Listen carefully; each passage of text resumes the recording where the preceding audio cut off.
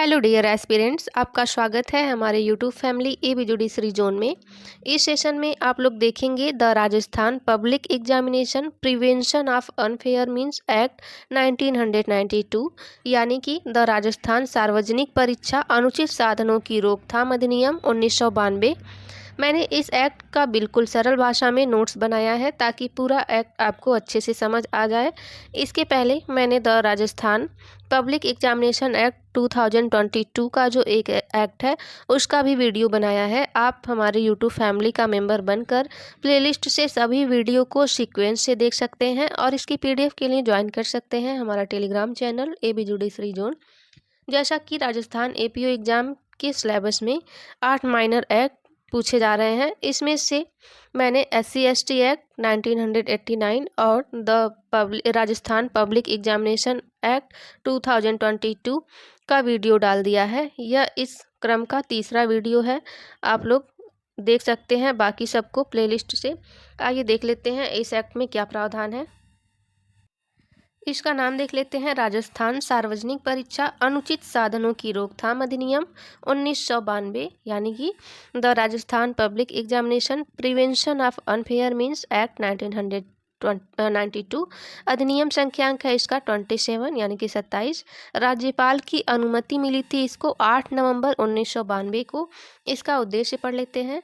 सार्वजनिक परीक्षाओं में प्रश्न पत्र को प्रकट करने से रोकना, अनुचित साधनों के प्रयोग को रोकना, सार्वजनिक परीक्षाओं से संबंधित और आनुषंगिक विषयों को का उपबंध करना। यानी कि इस एक्ट को बनाने का क्या उद्देश्य था, तो सार्वजनिक परीक्षा में जो भी प्रश्न पत्र होते हैं उनको प्रकट करने से रोकना, या फिर एग्जाम में जो भी अनुचित साधन का उपयोग किया जाता है उसको रोकना, और इससे संबंधित जो भी विषय हैं आनुषंगिक या फिर संबंधित उसके बारे में उपबंध करने के लिए यह अधिनियम बनाया गया था 1992 में। अब देख लेते हैं, यह बहुत छोटा एक्ट है, इसमें टोटल 8 ही धाराएं हैं। पढ़ लेते हैं किस धारा में क्या है। सबसे पहले धारा 1 में दे रखा है संक्षिप्त नाम, धारा 2 में है परिभाषाएं, धारा 3 में है अनुचित साधनों के उपयोग का प्रतिषेध, धारा 4 में है प्रश्न पत्र का अपराधिकृत कब्जा या प्रकटन, धारा 5 में है परीक्षा कार्य में न्यस्त व्यक्ति द्वारा प्रकटन की रोकथाम, धारा 6 शास्ति, धारा 6 ए में दे रखा है, मैंने पीछे डिटेल में लिखा है, यहाँ पे स्पेस नहीं था इसलिए मैंने छोड़ दिया है। धारा 7 में है उपहति कारित करने की तैयारी के साथ अपराध करने के कारण के लिए दंड, धारा 8 में है अनुसूची को संशोधित करने की शक्ति। अब एक एक धाराओं को डिटेल में देख लेते हैं। धारा 1 में दे रखा है संक्षिप्त नाम प्रसार प्रारंभ, जैसा कि हर अधिनियम में दिया जाता है। तो संक्षिप्त नाम है इसका राजस्थान सार्वजनिक परीक्षा अनुचित साधनों की रोकथाम अधिनियम 1992। प्रसार है इसका संपूर्ण राजस्थान राज्य पर। प्रारंभ का डेट है इसका 11 नवंबर 1992।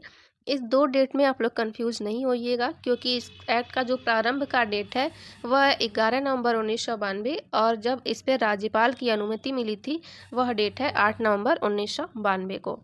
आगे देख लेते हैं धारा 2। धारा 2 में परिभाषाएं दे रखी हैं, पढ़ लेते हैं इसको।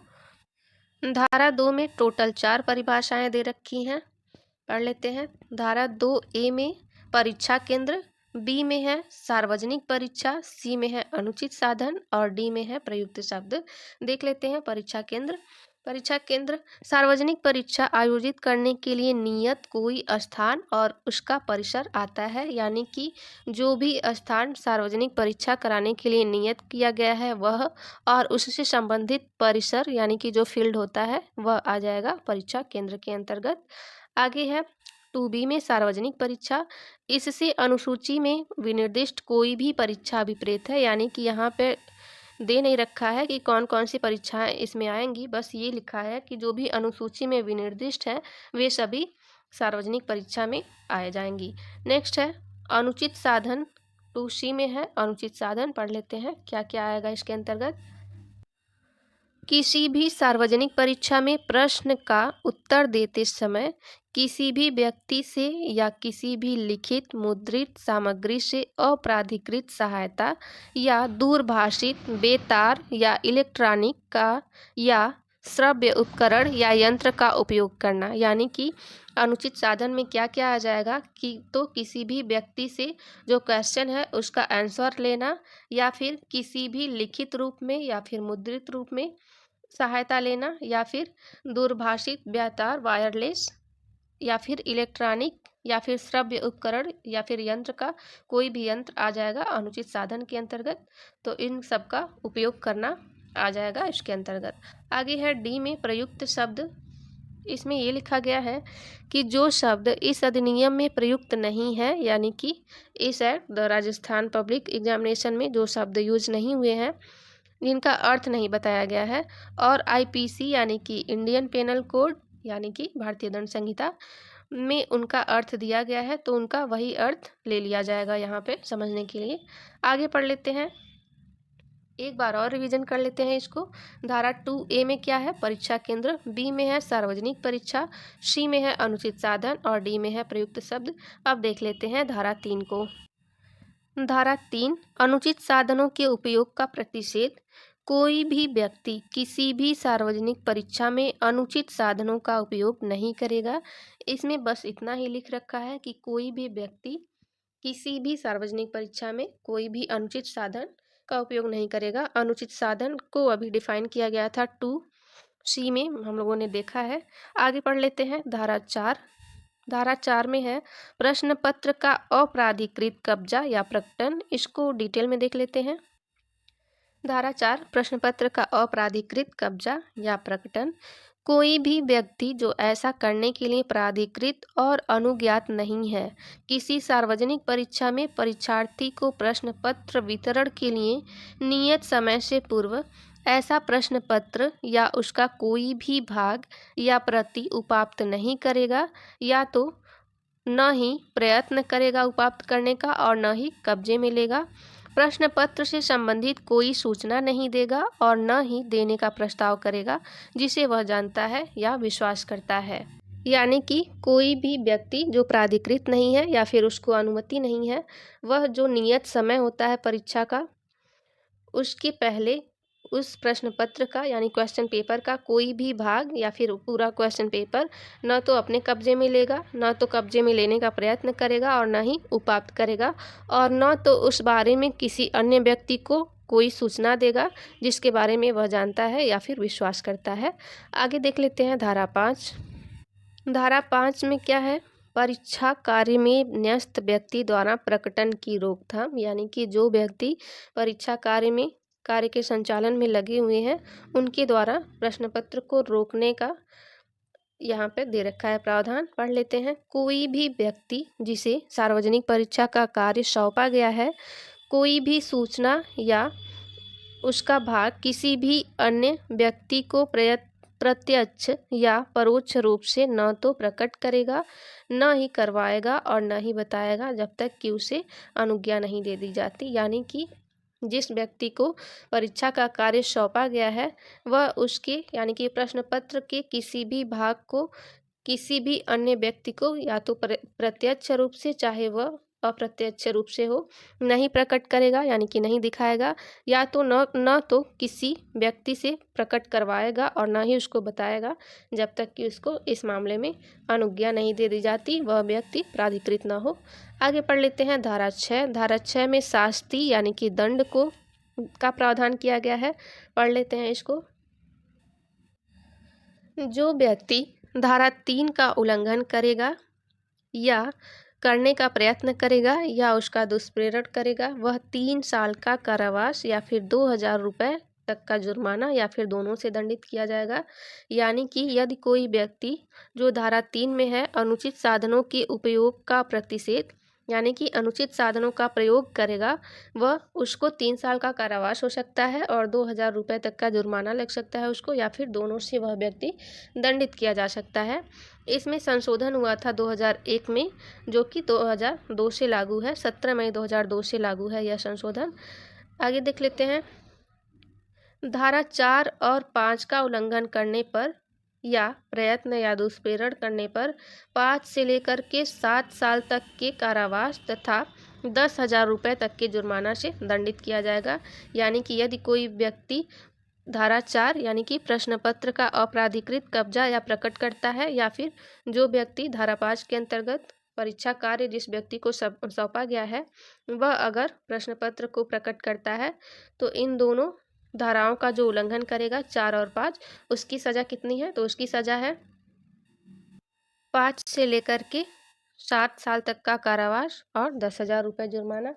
अब आगे देख लेते हैं धारा 6A यानी कि 6 क, इसको डिटेल में देख लेते हैं। धारा 6A प्रश्न पत्रों की चोरी, उद्यापन या लूट करने के लिए दंड, यानी कि कोई भी व्यक्ति चोरी, प्रश्न पत्र का, क्वेश्चन पेपर का चोरी या उद्यापन या लूट करेगा तो उसके बारे में दंड कितना है, पढ़ लेते हैं।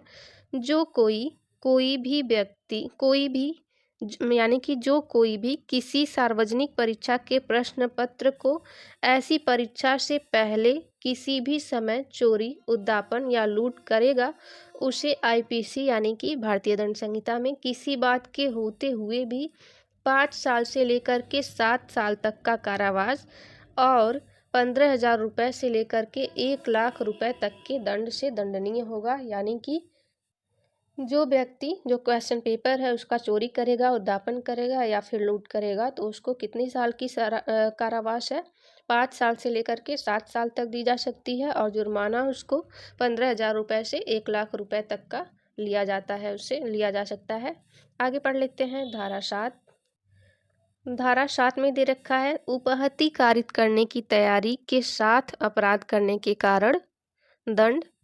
जो कोई भी किसी भी व्यक्ति की मृत्यु, उपहति, हमला या सदोष अवरोध करके या इनका भय पैदा करने के लिए तैयारी करके धारा 6 के अधीन दंडनीय कोई अपराध करता है, वह ऐसे अवधि के कारावास से जो 3 साल तक का हो सकेगा दंडनीय होगा और 5,000 रुपये तक के जुर्माने से दायी होगा। यानी कि यदि कोई व्यक्ति है जो मृत्यु, उपहति, हमला या सदोष अवरोध कारित करता है या फिर मृत्यु, उपहति, हमला या सदोष अवरोध कारित करने का भय पैदा करके तैयारी करके धारा 6 के अधीन कोई अपराध करता है तो उसकी अवधि, कितने अवधि का कारावास दिया जाएगा?